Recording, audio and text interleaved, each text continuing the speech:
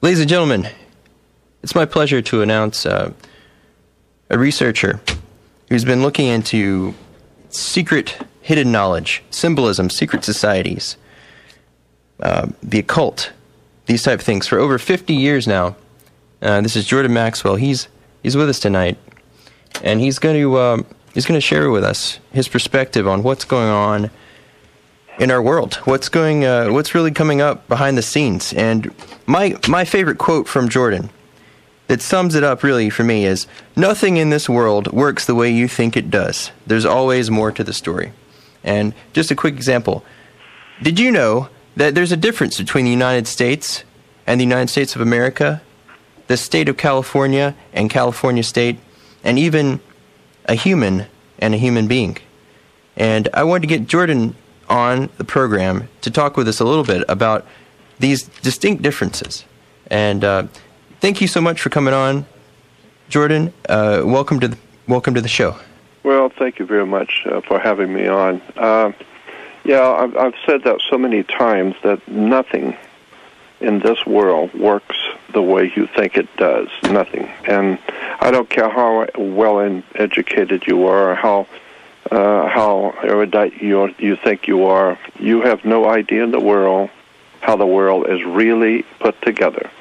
And unless you spend 24 hours a day reading and studying all of the occult significance of the life you live, because there are actually two kinds of knowledge, exoteric and esoteric. Exoteric, EX, is the world you see, the world you live in every day. The esoteric is the world you don't see, the world you are not privy to know about. Because esoteric knowledge of the world that we live in is on a need-to-know basis.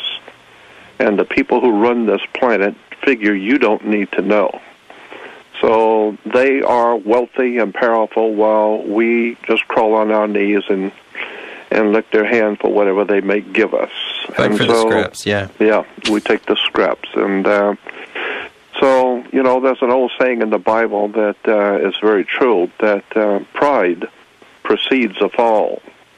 And we know that's true. Every time you see someone who is proud and arrogant and knows everything about everything, you know what's going to happen to them eventually, because nobody knows everything.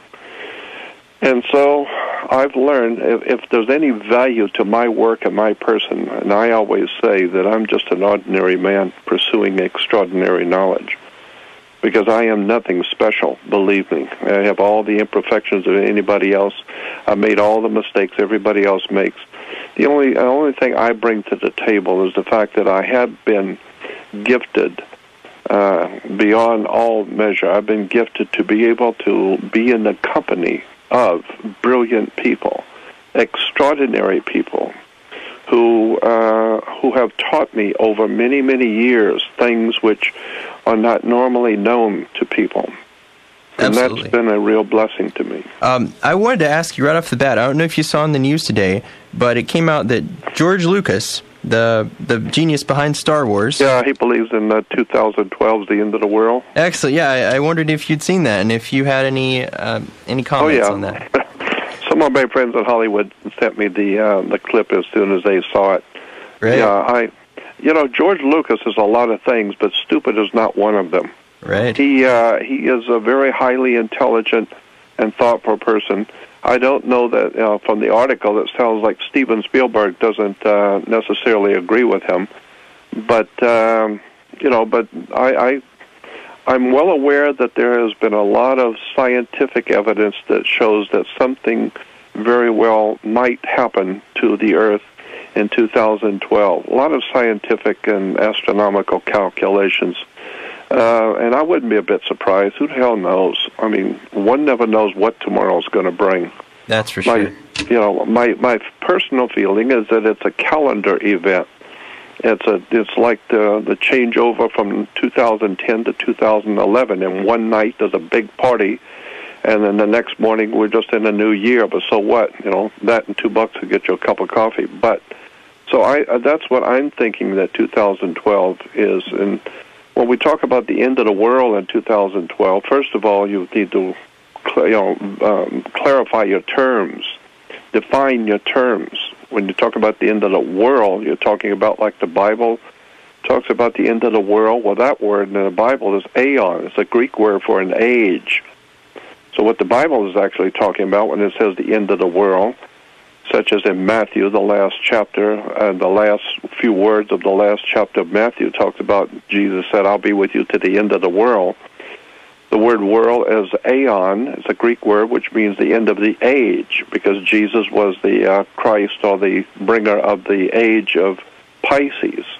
And therefore we are now facing the coming of an age of Aquarius. And so when you talk about the end of the world, I don't think the earth is ever going to end. It may be burnt to a crisp, but it will still be here. Well, yeah, of course. But I don't know what's going to happen in 2012. All I do know is with the history of how people have told us things that didn't come true. You know, 2000, the year 2000 was supposedly the whole planet was going to shut down, computers are going to shut down. And I was interviewed on the German television came to America to interview me and did an hour show on me about the year 2000, what was going to happen. And I told them at that time, and it was in mid-1999, and I said the only thing that's going to change in year 2000 is that football may come on Monday night instead of Sunday. And your taxes will go up, and the rich will get richer, and the poor will get poorer, and business will be as usual because nothing is going to happen. This is a CIA, NSA trick to see how gullible the people have become. You know, they started off a long time ago with Orson Welles doing the War of the Worlds. That was, from what I can tell, that was a CIA operation just to see how stupid people are in America. And then, to bring it up to date, let's see if they'll buy into this, the year 2000 being the computers are shut down and planes will crash and all that silly nonsense.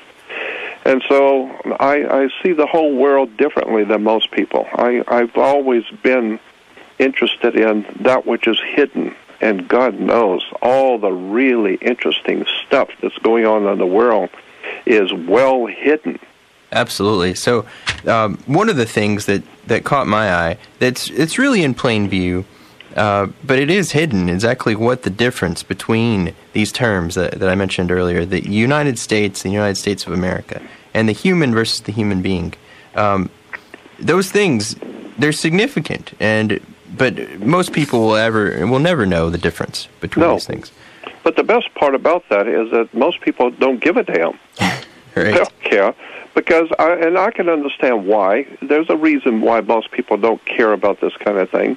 And it's basically because it has nothing to do with basketball or football or any of the other silly little childish games that children play. And so this kind of knowledge is on a need-to-know basis, as I said. It's kept within the order. It's kept within the group that's ruling the earth. But they give us plenty of other things to occupy our minds, like sports and music and drinking and partying and all the other silly, nonsensical things that children like to do. While, on the other hand, the people who are running the planet, they know exactly what they're doing. Right. And when you understand that words, put an S in front of the very word becomes sword. Words can kill you. When you go into a federal court, you need to shut your mouth because you can say something that you think, according to your understanding on the street, that this word means something. It means something totally different in a courtroom. This is why you have to have a lawyer or an attorney represent you, because he is your mouthpiece. It's extraordinary. Why do you have to go to court to start with? You play basketball on a court. You play tennis on a court. How do you play tennis on a court? You play with a racket. Why? Because the whole damn thing is a racket. If you understand how law works, if you understand the 14th Amendment and how your physical body, your flesh and blood body is a security on the New York Stock Exchange,